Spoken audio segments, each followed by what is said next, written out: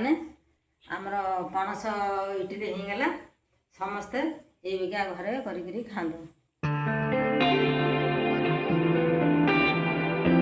मैंने आम आज पणस इडली करवा आमी हूँ पणसर पिठा मुझे कहीदे देखते फास्ट मुझे बिरी चाउल 250 ग्राम चाउल नहीं 150 ग्राम बिरी मुझे भलक धोई धाई आपको ग्राइंडिंग कर 2 घंटा है रखिदे आणटा देख के बढ़िया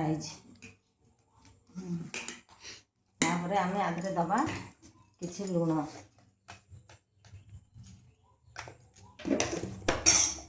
लुण देकर आपको एमती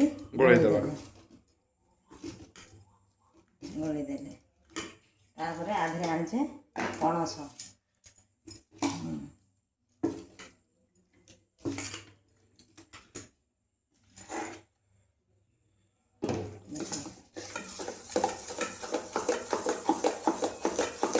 वो आनटा पे पणस रे गळा हला केते सुंदर कलर भी भलो आसी गला हां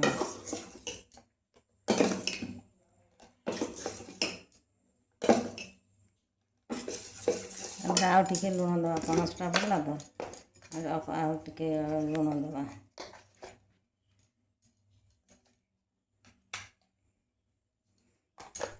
लुण पकईदेली आपको भल कर फेंटीदेली तापर आम गैस ऑन करिया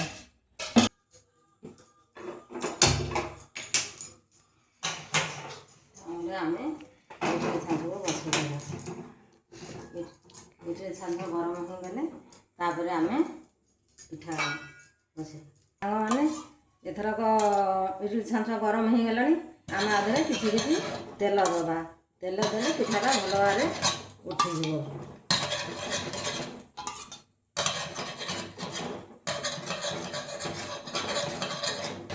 सांग मैंने एमती तेल देदेवे कंपानी ना आमर जो आनाटा गला है ना लगे तो तेल देदेले सेटा भल से उठी आसीबो तापरे आमे आण देले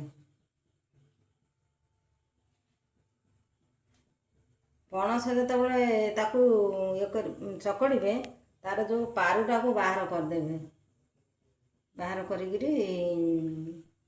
तापरे आण देहरे गोलिबे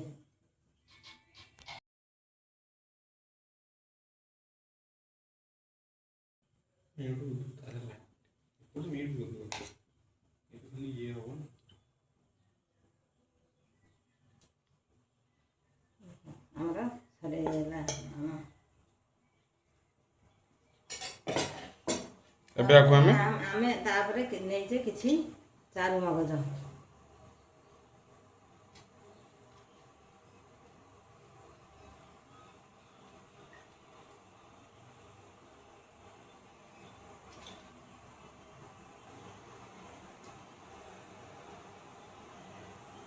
आमे घोड़े देवा 5 मिनट पर काढ़ी देवा सिम रे रखिदेवा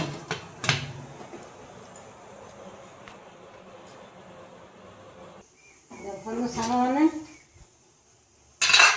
आमर ये पिठाटा सीझीगला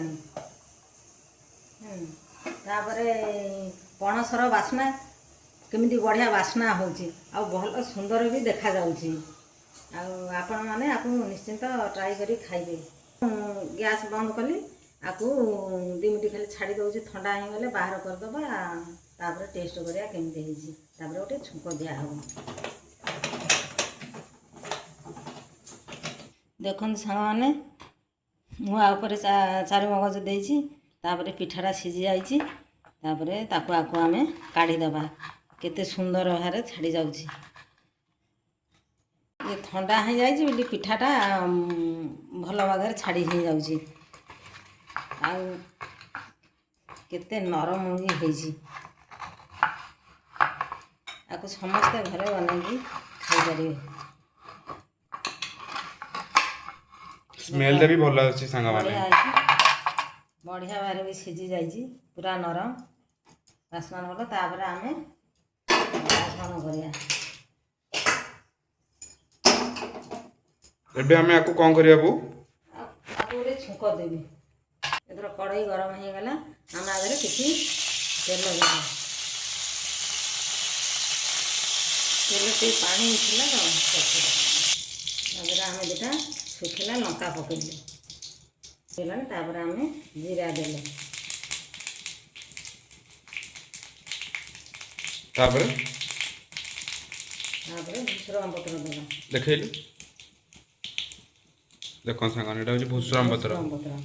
ତାପରେ ଆପଣ ଭୃଷଙ୍ଗ ପତ୍ର ଦେବା। ତାକୁ ଏମିତି ଟିକେ ଦେଇଦେବା।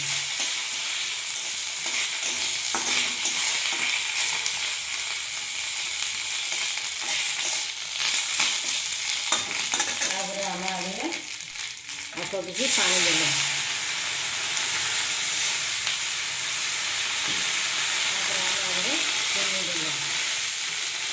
ଚିନିଟା ମେଲ୍ଟ ହେଇଗଲେ ଦିଆହେବ। ଏଥରକ ହେଇଗଲା।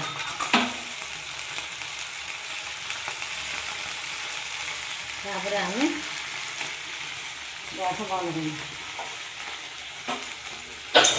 ତାପରେ ଆମେ ତାକୁ ଅଜାଡ଼ି ଦେବା।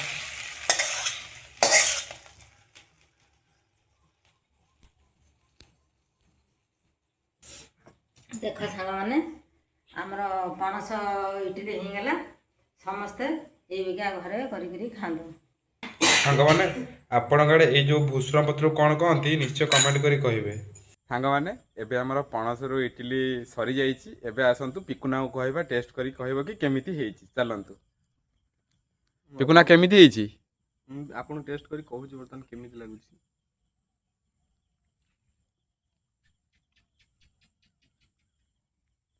ଟେଷ୍ଟଟା ବହୁତ ଭଲ ହେଇଛି। ମୋତେ ଲାଗୁଛି ଦୁଇଟା ଭିଡ଼ିଓ ହେଲା ମୁଁ ଖାଇକି କହୁଛି, ମୋତେ ଲାଗୁଛି ମୁଁ ରଜ କୁଇନ୍ ଜଜ୍ ବୋଲି। ଆପଣମାନେ ମଧ୍ୟ ଖାଇକି ୟାକୁ ଟ୍ରାଏ କରିବେ, ଘରେ ବନେଇବେ ପ୍ରଥମେ, ତାପରେ ଖାଇକି କମେଣ୍ଟ ସେକ୍ସନରେ ଜଣେଇବେ କେମିତି ଲାଗିଲା ଆପଣଙ୍କୁ। ସାଙ୍ଗମାନେ ଆପଣମାନେ ବି ବନେଇକିରି ନିଶ୍ଚୟ ଖାଆନ୍ତୁ ଆଉ କମେଣ୍ଟ କରି କୁହନ୍ତୁ କି କେମିତି ଲାଗିଛି। ମୁଁ ଜାଣିଛି ସାଙ୍ଗମାନେ ଆପଣଙ୍କୁ ନିଶ୍ଚୟ ଭଲ ଲାଗିବ। ଥରେ ଟ୍ରାଏ କରି ଦେଖନ୍ତୁ ସାଙ୍ଗମାନେ। ରହିଲି, ଥ୍ୟାଙ୍କ ୟୁ, ବାଏ ବାଏ।